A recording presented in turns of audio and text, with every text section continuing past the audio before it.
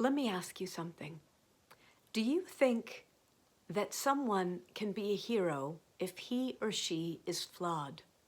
If he or she makes rather a lot of mistakes, and if he or she is often, well, a little bit foolish? Well, Irish tradition says yes, that person can indeed be a hero as long as they possess some other important qualities and virtues. And today I want to tell you about one such hero called Fionn Mac Cumhaill. And I would venture to say that Fionn Mac Cumhaill is the most beloved hero in Irish tradition from the early Middle Ages right until today. So I want to talk to you about Fionn and why I believe he is such a beloved hero, and also what we can learn and how we can put into practice those heroic virtues.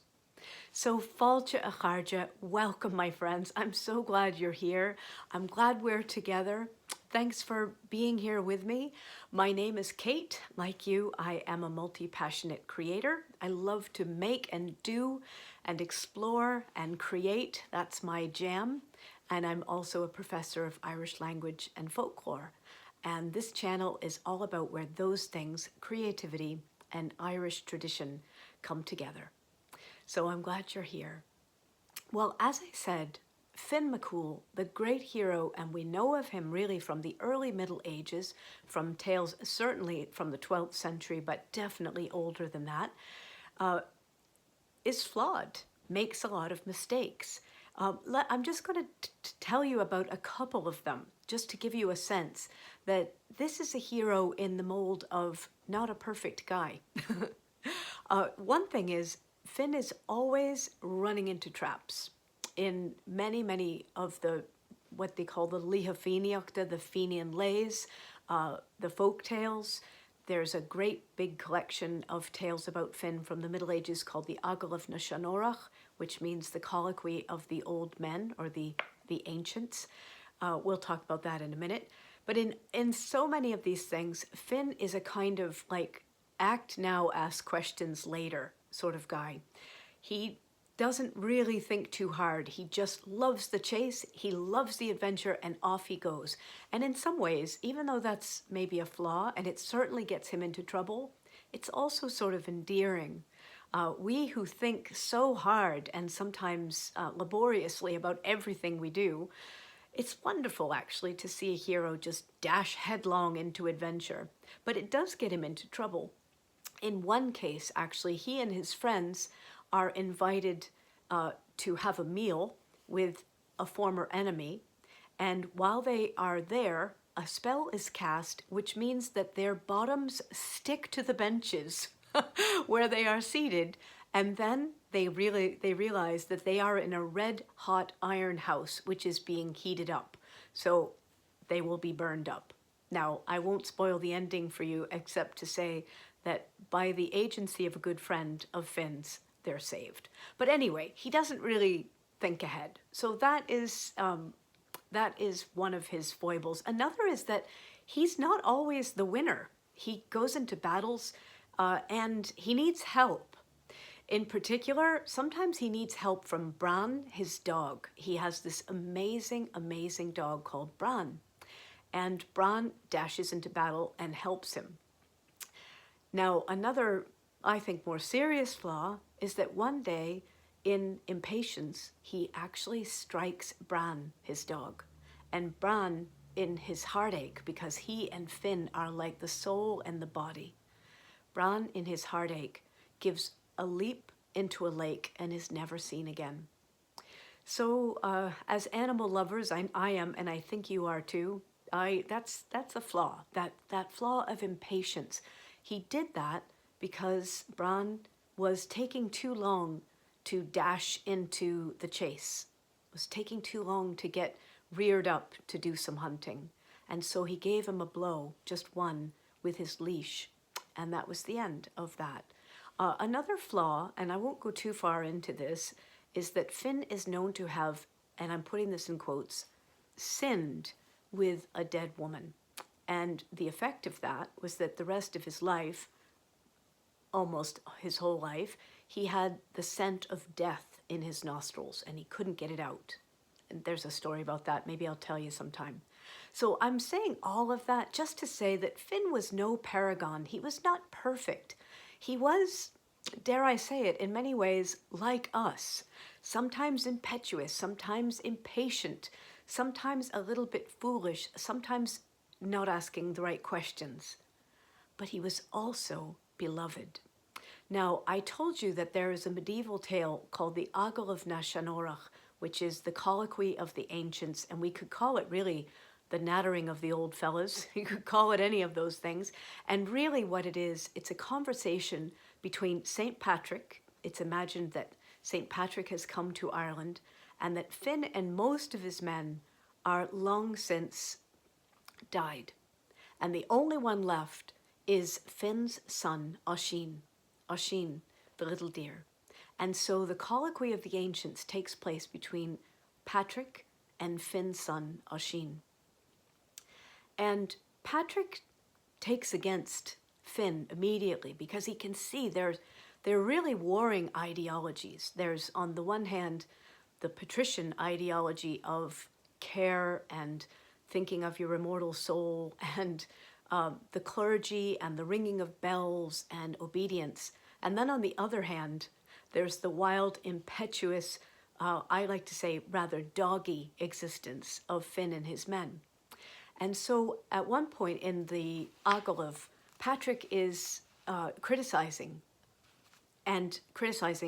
Fionn. And Oisin, I'm just going to read you this little bit. This is actually, I'll give you all the sources below. This is from a book called the Duanaire, which is the poem book of Fionn, which was a book of poems put together in the 17th century for Sorley MacDonald, who was a military man. And he didn't want to be separated from these poems. So this is what Oisin says to defend Patrick. He says, Fionn is more important than we and than all who have ever lived in our time. Fionn is more important than we, meaning you, Patrick, and me, and than all who have ever lived in our time. Fionn of the Fionn, and the Fionn was the group of people who followed Fionn, was better as regard gold than all who have gone and all who are alive. And then Patrick argues against him. And Oisin comes back and says, Alas for me, who have been left behind him. I have no care for merriment or music. I am a worn-out stag whose herds have left him. Woeful for me to be alive. He goes on to say, if Fionn and the Fionn lived, I would leave the cross-bearing clergy. I would follow a deer in a glen, and I should love to be at his heels. And that is I think it could be Finn's heels or the deer's heels. So I love that loyalty. And we find out more about that loyalty a little bit more in the poem, or rather in the tale. It's the Agallamh na Senorach is a kind of collection of stories and poems. I want to read you actually just a quick translation by Frank O'Connor of one of the poems where Oisin is defending Fionn to Patrick again. And this is what he says about his virtue. He says, if only the brown leaf were gold, the wood sheds when the year is old. Or if the waves had silver spray, these two would Fionn have given away. So these, yes, Fionn is flawed, and Oisin says he's beloved and he's important. And why? And the first reason is his generosity. If only the brown leaf were gold, like if all the woods that turn brown in the fall were gold and all of the waves on the sea were silver, Fionn would have given it all away. That's how generous he was. So that's a lovely quality, generosity. Also, we have honor. Now, this does come from the Agallamh. So when Patrick asks, was Fionn Mac Cumhaill, your former lord, a good man? And then Caoilte, actually, in this case, Caoilte says, were the dark leaves gold that the trees discard and the white waves silver, Fionn would give away all. "And what has kept you warriors alive for all these years?" asked Patrick. And Colloquy replied, "The truth of our hearts, the strength of our arms, and the constancy of our tongues." So truth and constancy and strength. So those are qualities. And I should just say, Oisin is kind of the main character of the Agallamh, but another friend, Colloquy, is there as well. So those are qualities. So we have generosity and strength and honor.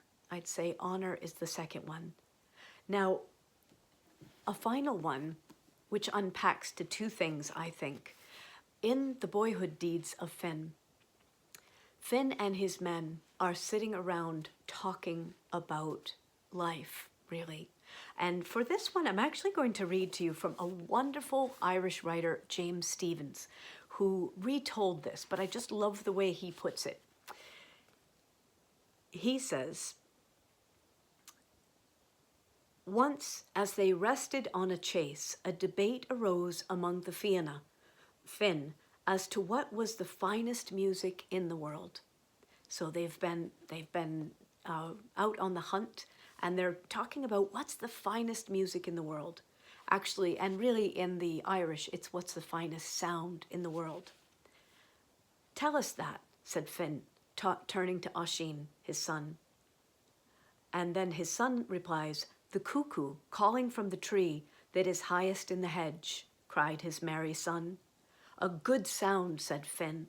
"And you, Oscar," and Oscar is his grandson, he asked, "what is to your mind the finest of music?" "The top of music is the ring of a spear on a shield," cried the stout lad. "So battle sounds." "It is a good sound," said Fionn. And the other champions all told their delight. The belling of a stag across water, the baying of a tuneful pack of hounds heard in the distance, the song of a lark, the laugh of a gleeful girl, or the whisper of a moved one. "They're good sounds all," said Fionn. "Tell us, Fionn," they ventured, "what do you think?"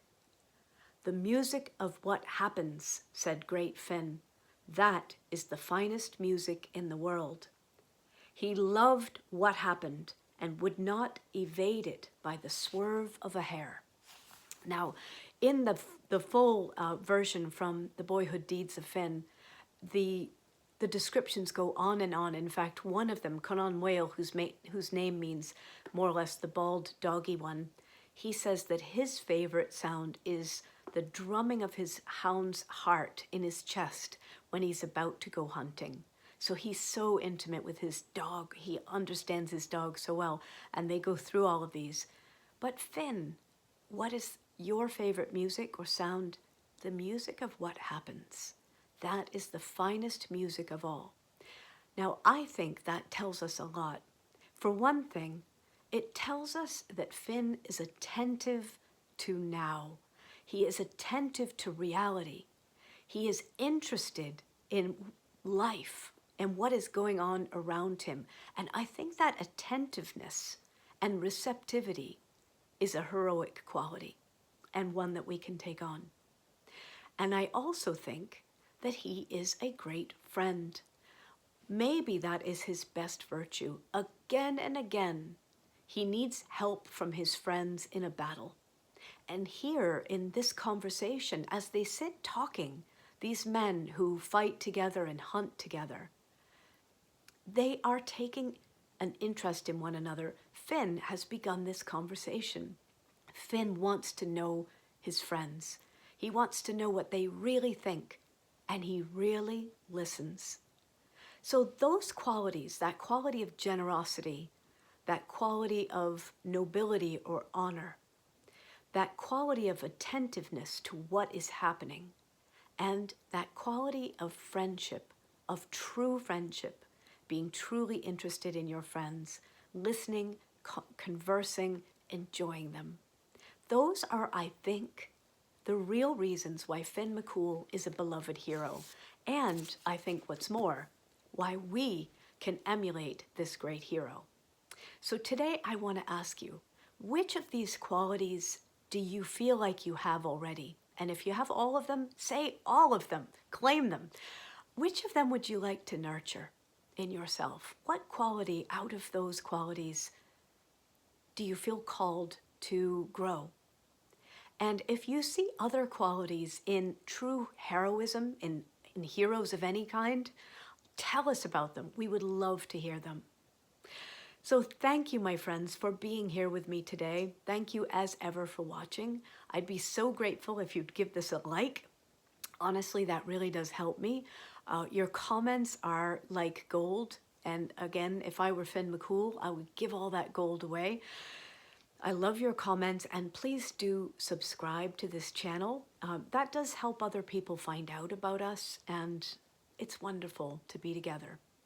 So thank you, my friends. I hope you will have a week of generosity, nobility, attentiveness, and friendship, and altogether of heroism. I appreciate you so much. See you next week.